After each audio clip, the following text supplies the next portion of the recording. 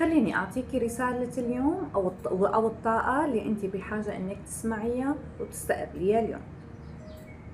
خليني أسحب منك هالكروت.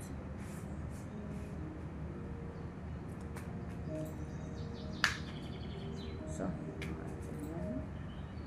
الرسالة حابة تسمعيها أو حابة تسمعها طبعا.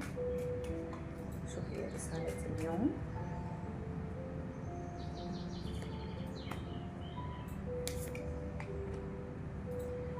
ورح أسحب من هيدي كمان.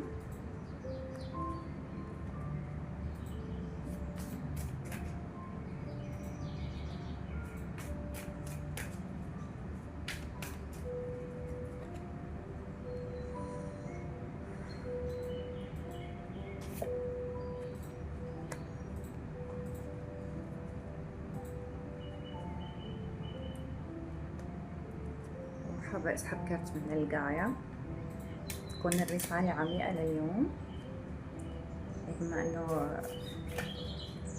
حاسة في طاقة تقيلة شوي هالفترة والناس كتير عم تفكر، أنا طبعا منهم. خلينا نعطي هيك رسالة من القلب.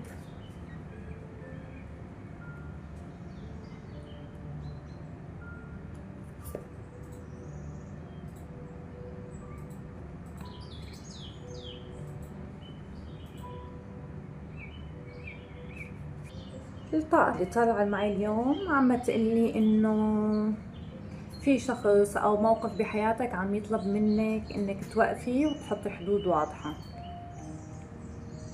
مو كل شي لازم تسكتي عنه، ومو كل حدا لازم يدخل طاقة قلبك اليوم. الكون عم يعلمك تكوني أقوى، يعني عم يكشفك تكوني حدا قوية وتحطي حد وتقولي لا هون خط أحمر، ما لازم حدا يتعدى حدودي.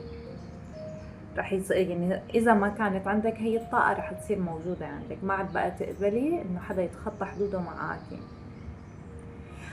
أما تاني ورقة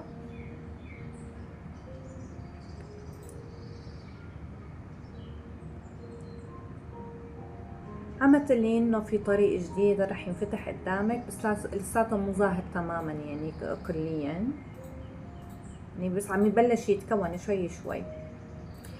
مثل ما بيقولوا ورا الكواليس عم يجهز هي ليصير واضح قدامك، بس بده شوية هدوء وثقة، وبده انك تمشي خطوة بخطوة، انه ما تستعجلي. يعني الطريق اللي جايكي بما انك سمعتي هاي الرسالة واكيد هي اشارة لإلك انه في شي جاي على الطريق، ما تستعجلي هذا الطريق يعني.